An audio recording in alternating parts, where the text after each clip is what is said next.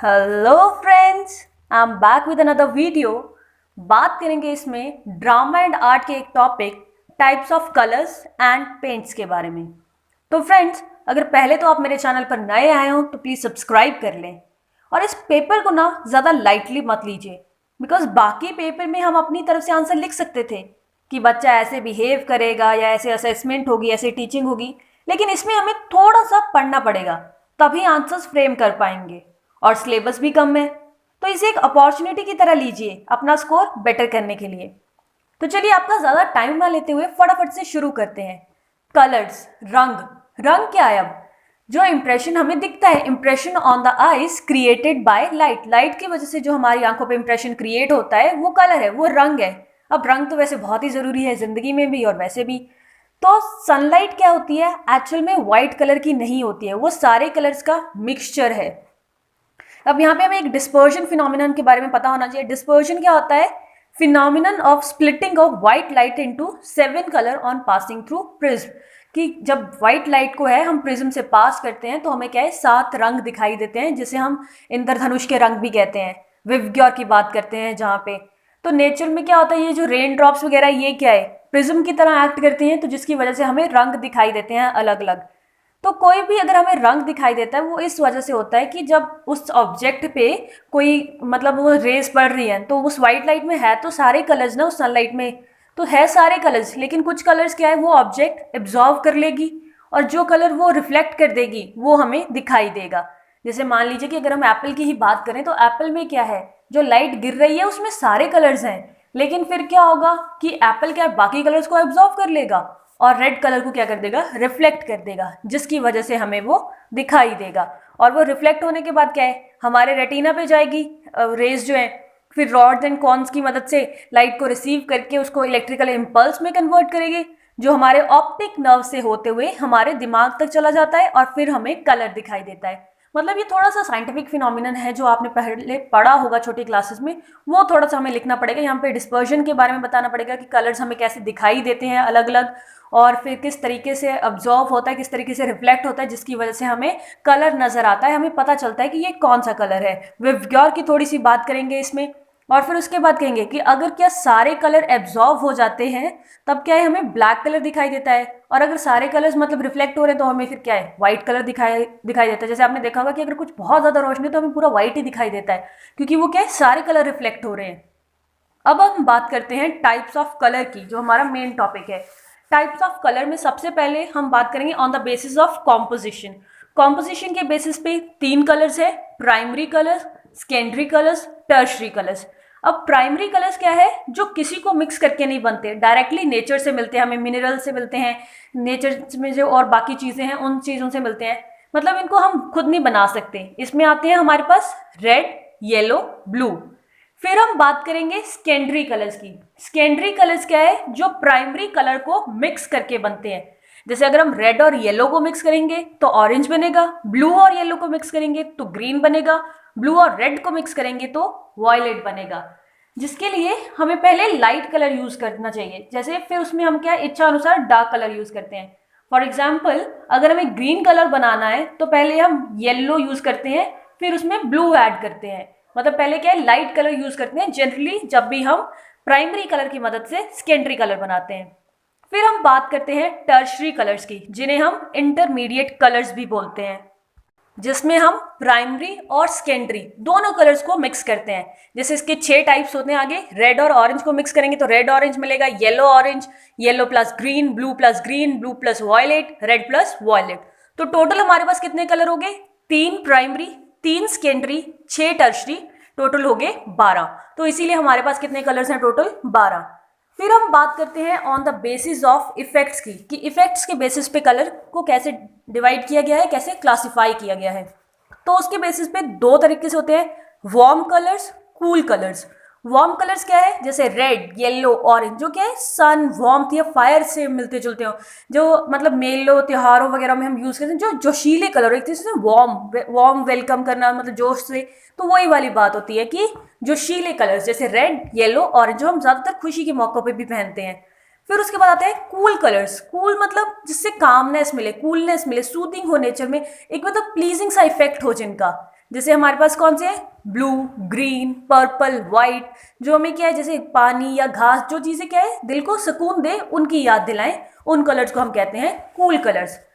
फिर उसके बाद हमने डिवाइड किया इनको on the basis of colour scheme. अब एक आर्टिस्ट के लिए कलर स्कीम की नॉलेज होनी बहुत जरूरी है। कलर स्कीम मतलब कि कैसे कलर्स को ऐड किया जाए, किन कलर्स को ऐड करेंगे तो एक अच्छा इफेक्ट आएगा, एक अच्छी पेंटिंग बनेगी, तो वो चीज़ आती है। फिर इसके बेसिस पे हमने इसमें चार पार्ट्स में डिवाइड किया है। सबसे पहला है मोनोक्रोमैटिक कलर स्कीम। अब वर्ड मोनो ही बता रहा है, जहां पे सिंगल कलर यूज हो रहा है, उसमें क्या है व्हाइट या ब्लैक मिक्स करके हम उसे डार्क या लाइट बना देते हैं। जैसे कि अगर मान लीजिए कि अगर हमने ब्लू में क्या है कि थोड़ा सा व्हाइट ऐड कर दिया तो क्या बन जाएगा, वो लाइट ब्लू, और अगर ब्लैक ऐड कर दिया तो क्या बन जाएगा, डार्क लाइट, मतलब डार्क ब्लू। तो वही चीज़ है कि डार्क या लाइट ब्लू कलर, इसका हम एग्जाम्पल ले सकते हैं। Analogous colour scheme. अब एनालॉगस कलर स्कीम मतलब जो एक दूसरे के साथ एग्री करें। जैसे मान लीजिए कि हम क्या कहते हैं कि रेड और ब्लू एक दूसरे के साथ अच्छा लग रहा है, तो वो जो अच्छा लगने वाली फीलिंग है वो क्या है, एनालॉगस कलर स्कीम, कि हमने उसे पहले भी यूज किया है तो हमें पता है कि ये एक दूसरे के साथ अच्छे लगेंगे कलर्स। फिर आता है, और ये क्या है, एक प्रोड्यूस इफेक्ट ऑफ हार्मनी, एक खुशी से, क्योंकि जो चीज़ हमें पहले ही पता है कि अच्छी लगेगी तो हमें उसे बना के अच्छा ही तो लगता है ना, तो वो है कॉन्ट्रास्टिंग। कॉन्ट्रास्ट मतलब जैसे आपने देखा होगा सूट्स वगैरह हम डिज़ाइन करवाते हैं या फिर कुछ मतलब कुछ कॉन्ट्रास्ट रखते हैं कि एक जैसी चीज़ मोनोटोनस अच्छी नहीं लगती, तो क्या है कि अगर एक ब्राइट लेंगे तो एक डल ले लेंगे, तो वो चीज़ है scheme in which bright and dull, light and dark and many other opposing colours are used. मतलब क्या है कि एक चीज़ थोड़ी हाई और एक चीज़ थोड़ी लो, ताकि एक क्या है अच्छा इफेक्ट आए, कॉन्ट्रास्ट क्रिएट हो। फिर फोर्थ टाइप हमारे पास है एक्रोमैटिक। एक्रोमैटिक जहाँ पे सिर्फ white and black colour use हो रहा है अलग अलग टोन्स में, अगर हम थोड़ा लाइट कर देंगे या फिर थोड़ा डार्क कर देंगे उसको, इसीलिए इसको क्या है कलरलेस स्कीम भी बोला जाता है। अब यहाँ पे थोड़ी सी स्पेलिंग एरर हो गया, वो आप चेक कर लीजिएगा। कलरलेस स्कीम बोला जाता है इसे, क्योंकि क्या है कोई एक्स्ट्रा कलर को हम यूज नहीं कर रहे हैं, सिर्फ व्हाइट एंड ब्लैक ही है हमारे पास। चलिए अब फटाफट से टॉपिक को समराइज कर लेते हैं। कलर्स के टाइप्स हैं on the basis of composition 3, primary, secondary, tertiary. On the basis of effects 2, warm, cool. On the basis of colour scheme 4, monochromatic, analogous, contrasting, achromatic. चलिए अब बात करते हैं टाइप्स ऑफ पेंट्स की। अब उससे पहले भी हमें थोड़ा सा इंट्रो लिखना पड़ेगा कि नॉलेज बहुत ज़रूरी है पेंट्स की। अगर आप एक आर्टिस्ट हैं तो आपके लिए पेंट्स की नॉलेज होना बहुत ज़रूरी है, क्योंकि हर पेंट की क्या है अपनी क्वालिटी है, अपने इफेक्ट्स हैं, अपने डायनामिक्स हैं। कोई पेंट क्या होता है बहुत ज़्यादा ड्यूरेबल होता है, कोई ग्लॉसी होता है, एक चमकीली सी चमक सी आती है उसमें से, कोई क्या है लॉन्ग टाइम के लिए होता है, कोई ड्यूरेबल होता है। तो इसलिए बहुत ज़रूरी है अगर कोई पर्सन आर्टिस्ट है तो उसके लिए राइट पेंट चूज करना, ताकि जो भी वो चीज़ बना रहा है वो एक्सीलेंसी से हो, मतलब बहुत ही अच्छी निकल के आए, एक मास्टरपीस बने उसका जो आर्ट का वर्क है। तो इसलिए बहुत ज़रूरी है पेंट्स की नॉलेज भी होना। तो आर्ट्स की फील्ड में हम मेनली 5 तरह के पेंट्स की बात करते हैं। सबसे पहले है वाटर कलर पेंट्स। और वाटर कलर पेंट्स जैसे वर्ड ही बता रहे, वाटर कलर क्या होते हैं, ट्रांसलूसेंट। तो ट्रांसलूसेंट पेंट जिसमें पिगमेंट हो और बाइंडर हो। अब देखिए फ्रेंड्स, बाइंडर तो आपको पता ही होगा, बाइंडर क्या होता है, जो पेंट को इकट्ठा करके रखता है ताकि क्या फ्लेक्स ना बने। अब फ्लेक्स क्या होता है, जैसे आपने देखा होगा कुछ पेंट्स की क्या है अलग अलग से हो जाते हैं, क्रैक्स आ जाते हैं उनमें। तो अगर एक अच्छा बाइंडर हम यूज करते हैं ना किसी पेंट में, तो उसमें क्रैक्स नहीं आते, वो जुड़ा सा रहता है। तो वही बात है यहाँ पे।